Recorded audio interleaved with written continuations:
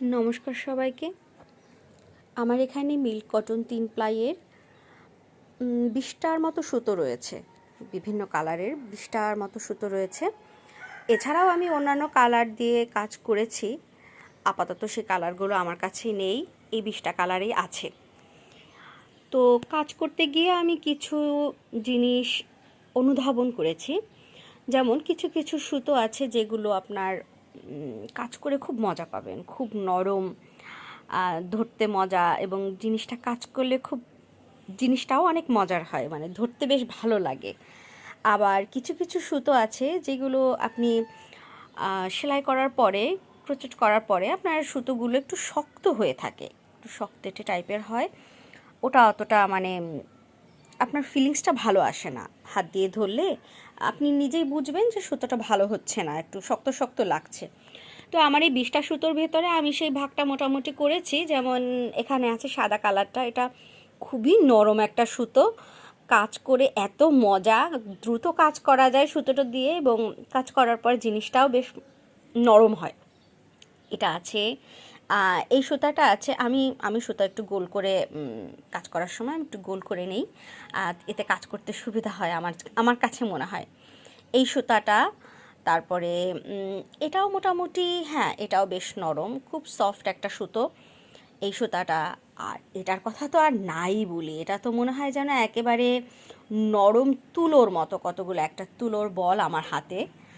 আর এই অ্যাশ কালারের এই সুতোটাও নরম, একটু দেখতে রুক্ষ মনে হলেও এই সুতোটা দিয়েও কাজ করে মজা, খুব ভালো সেলাই করা যায় এটা দিয়ে।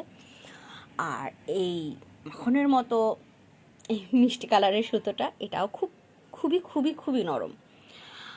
আর আমার ধারণা ছিল যে জিপ কালারের সুতোগুলো একটু শক্তটে টাইপের হয়, কিন্তু আমি এই নীল সুতোটা দিয়ে কাজ করতে গিয়ে বুঝেছি, এটা ঠিক রয়্যাল ব্লু কালার, এই সুতোটা দিয়ে আমি কাজ করতে গিয়ে বুঝেছি যে না, আসলে ওরকম কোনো হয়তো বাধা ধরার নিয়ম নেই, এই সুতোটাও যথেষ্ট নরম। আর এটা আছে চকলেট কালার, এই চকলেট কালারের সুতোটাও খুব নরম। এরপরে এই নরম সুতোগুলো বাদে আবার কিছু সুতো আছে যেগুলো ঠিক নরমও না, আবার অতটা রুক্ষটে টাইপেরও না, সেগুলো হ্যাঁ চলমান, কাজ করা যায় বেশ ভালোই, সমস্যা নেই। যেমন এটা আছে, এই সুতাটা, এটা হচ্ছে হোয়াইট ব্রাউন টাইপের। এই সুতাটাও আপনার অতটা ঠিক শক্তটে টাইপেরও না, আবার এই সাদাগুলোর মতন এতটা নরম না। এই সুতাটা আছে। তারপরে আপনার এই যে লাল সুতাটা, এটাও ব্যবহার করে আমি বেশ মজা পেয়েছি। ঠিক আগেরগুলোর মতো না, কিন্তু এটাও বেশ নরম। এই এটা হচ্ছে ডিপ লাল যেটা, এই সুতাটাও ভালো। তারপরে এখানে আছে রানী গোলাপি, এটা রানী গোলাপি কালার, এই কালারের সুতাটাও বেশ ভালো। আর এটা আছে আপনার খয়েরি বা মেরুন যেটা বলতে পারেন, এই সুতাটাও ওই কোয়ালিটির। এইটা আছে নেভি ব্লু, এই নেভি ব্লু কালারটাও সেম, মানে আপনার এই বাদ বাকি যে সুতোগুলো দেখালাম ওগুলোর মতো। এই যে কালোটা, এরা সবাই এক কোয়ালিটির, এই কালো। তারপরে এখানে আছে আপনার লেমন কালার, এখানে আছে পেস্ট কালার, এই সুতোগুলি মোটামুটি একরকম। আর কয়েকটা সুতো পেয়েছি যেগুলো দিয়ে আপনার সেলাই করার পরে সেলাইটা একেবারে শক্ত হয়ে থাকে। আমি যে স্টেজেই করি না কেন, সেই স্টেজটাই একটু শক্তটে টাইপের হয়ে থাকে। যেমন এখানে আছে, এটা ঠিক বেগুনিও না, আবার আপনি মেরুন বলবেন, মেরুন না, বেগুনি মেরুন দুটো মিক্সড করলে যে কালারটা হয়, এটা সেটা, এই কালারটা। আর এখানে আছে ফিরোজা কালার, এটা ফিরোজা কালার, এই কালার থেকেও কাজ করে আমি দেখেছি যে আপনার কাজটা বেশ একটু রুক্ষটে টাইপের হয়।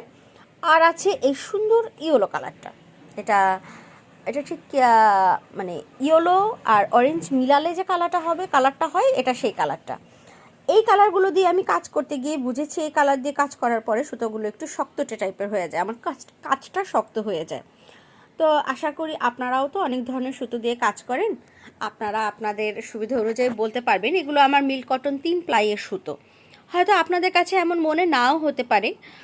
আর এখানে আমার একজন সেলারেরই সুতা না, আমি কয়েকজনের সেলারের কাছ থেকেই সুতো নিয়েছি। এখানে আমি সেলারদের কোনো দোষ বলছি না, এর কারণ তারা তো আর সুতার ভিতর ঢুকে বা সুতো তারা তৈরি করছে না, এটা যারা সুতো তৈরি করছে তাদের জন্য। যে হ্যাঁ, সুতো তৈরির সময় হয়তো আমরা এখানে যে কালারগুলো মিক্স করি, সেই কালারগুলো মিক্সের জন্য হয়তো আমাদের সুতোর একটু তারতম্যটা আমাদের বোঝা যায়। ভালো থাকবেন, আপনাদের অভিমতও জানাবেন।